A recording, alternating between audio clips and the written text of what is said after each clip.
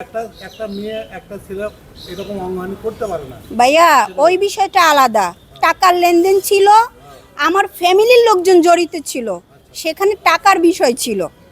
আমার সম্পত্তি খাওয়ার জন্য আমাকে মেরে ফেলতে চাইছে, সেইটা বিষয়টা ছিল কিন্তু আলাদা। আর এই বিষয়টা কিন্তু এই মেয়েটা কিন্তু মারে নাই। এখন সবই বাদ।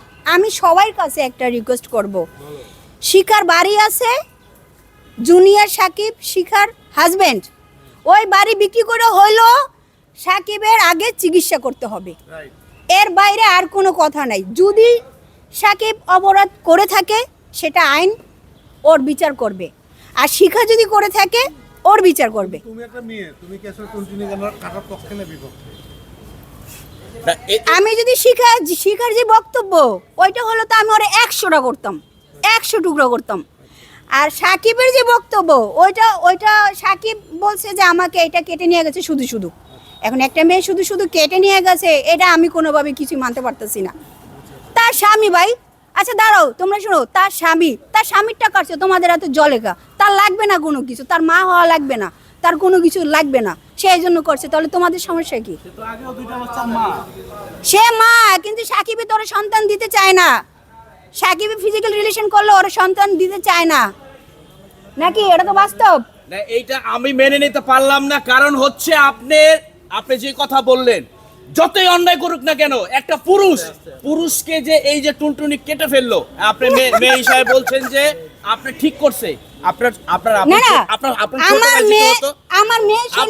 ছোট ভাই তো আপনি ঠিক থাকতে পারতেন না। দাঁড়াও, ও যে বক্তব্য দিছে যে আমার মেয়ের শরীরে হাত দিছে, আরে ভাই সে তো অসুস্থ লোক, সে সারাক্ষণ নেশা করে, সে তো এক এক সময় এক এক কথা বলে। হ্যাঁ, সে তো বলতেই পারে, ওর দেখাই যায় নেশা করে। আমি ওইটা নিয়ে বলছি, এখন সত্যমিতা তোমরা বাইর করবা, এটা আইন বাইর করবে। সেটা বলেন আপনি যে আইন রয়েছে অবশ্যই। না দেখেন, আপনার যদি বিন্দু পরিমাণ প্রতি কারো প্রতি ভালোবাসা থাকে, আপনার মনের মানুষ, ভালোবাসার মানুষ, সেই মানুষের অঙ্গ হানি করার জন্য আপনি একবার হলো বুক কাঁপতো, বেশি ভালোবাসে, এইজন্য একবার হলো বুক কাঁপতো, যাতে আর কারো কাছে না যেতে পারে। বেশি ভালোবাসে, এটা ভালোবাসা বলে না, বেশি ভালোবাসে। না এটা ভালোবাসা না, এটা বেশি ভালোবাসে। ভাই তোমরা যারাই আছো সবাই সাকিবকে সাপোর্ট করো, আগে চিকিৎসা করতে দাও ওকে। সবার আগে কথা হচ্ছে এটা, আগে ওর চিকিৎসা হোক,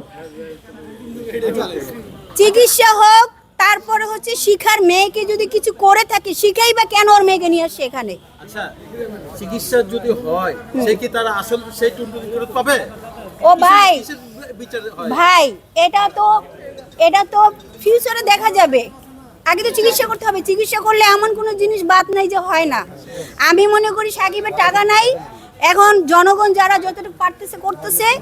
শিখার বাড়ি বিক্রি করে হইলেও আগে সাকিবের চিকিৎসা হবে, উন্নত মানের চিকিৎসা হবে, তারপরে যদি অসুস্থ না হয় তারপরে দেখা যাবে। না এখানে চিকিৎসা হবে কি করে? আগে ওনারা সাজিয়ে রাখছে মামলা, যেখানে মামলায় বলা হয়েছে যে এই সাকিব তার মেয়েকে ধর্ষণ করার চেষ্টা করেছিল, সেজন্য তাকে মারা হয়েছে, সেজন্য তার টুনটুনি কাটা হয়েছে। তার সাজানো তো আগে থেকেই।